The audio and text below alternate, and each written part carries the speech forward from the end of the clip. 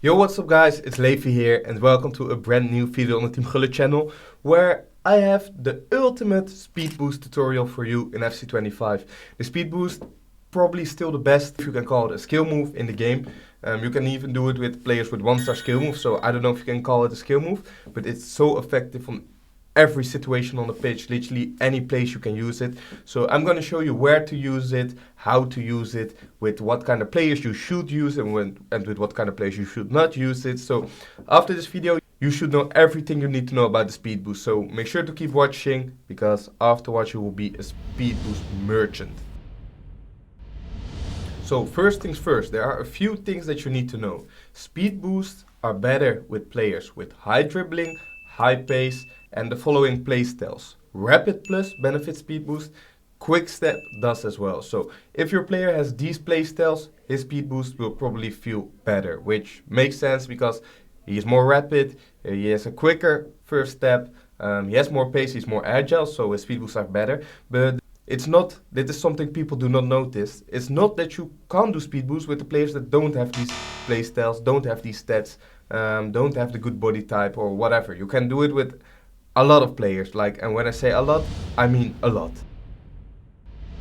So, where do we use speed boost? There are a few different scenarios where the most obvious one is in a 1v1 with your opponent's center back, everywhere on the pitch, can be on the halfway line, can be in the box of your opponent. Right now you will see several examples of me sprint boosting and going into a 1v1 with my opponent's goalkeeper. That's the most efficient way. For the people who don't know how to perform a sprint boost, you hold L1 whilst dribbling really slowly, and the moment you release L1, you gotta hold R2. This way you will go from L1 dribbling to a speed boost and sprinting. So it's not that hard. If you want to practice it, just go into practice arena. I'm sure you will be able to do it really quick. So go practice it if you don't know how to use it. But in this video, it's all about when to use it and when to not use it. So as I said, 1v1 with your opponent defensive line is the most efficient way. You see several players in these examples, from Bale to maybe Mbappe, like every player on the pitch I can do a speed boost with.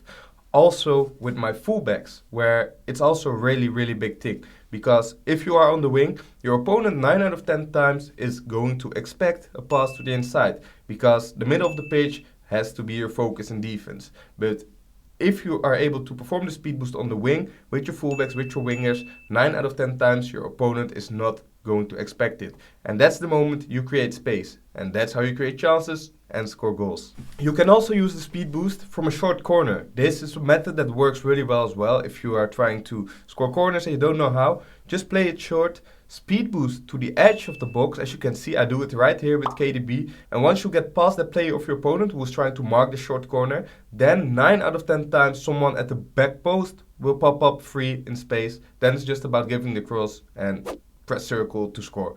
This goal looks really easy. It actually is easy. All you need to do is to call short, perform a speed boost, cross. Where the hardest thing is a speed boost, and as I explained, the speed boost, if you are able to, the speed boost, once you practice it, I'm sure it's not that hard for all of you guys. So this is also a little corner method, little secret that I give you. Let's just call it the speed boost short corner, which is gonna guarantee you a lot of goals from a corner kick. So once you are stuck around the box of your opponent, you are passing and you can't really find a gap because your opponent is defending well, the speed boost is also a method to break through, because once you time it right, your opponent will never be able to defend it, because 9 out of 10 times attackers are more agile and quicker than the defenders. So once you find the space in between your opponent's fullback and his center back, go for the speed boost. And as you can see in some of these examples, it's literally undefendable. You only need 1 or 2 meters away from the defender, hold L1, release it as quick as you can, hold R2.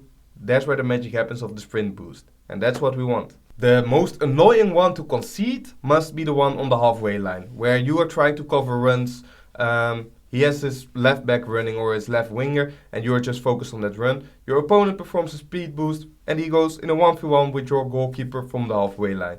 This is a situation people underestimate, but it even happens a lot in pro games because there's so much going on the pitch. Someone triggered his fullback, so you need to cover that run, otherwise he has a lot of space and a good chance. But if you cover that run too early or too obvious, he can just go for a speed boost and it feels like you conceded the easiest goal ever because he just ran through the middle of the pitch from the halfway line to your goal and just shoot it in. So this is something you might think, my opponent will defend this definitely. No, he won't, because even against pros, I score this very, very often. So this is also a method of using the speed boost that goes quite under the radar, but I'm sure you will score a lot of goals from it if you can master it. Also with your wingers, it's a method to create space really easily. Sometimes you're just stuck on the wing.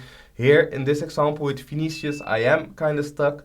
And then it's all about doing the speed boost to the wing and pushing your opponent to defend, because if he doesn't defend it, you will just run past him, and if he defends it, you will get space in the middle of the pitch. So you don't always need to use it to get into a 1v1 with the goalkeeper or get past your opponent straight away. You can also just use it to run into space so your opponent has something to defend. Then you turn back and play the middle of the pitch because you just created space out of one simple speed boost. Same goes for your fullbacks. Once you have it with your fullbacks down the line, just use it to create some space, try to run past your opponent's winger and create a 2v1 or a 3v2 situation. That's where the speed boost is all about if it's not in the middle of the pitch.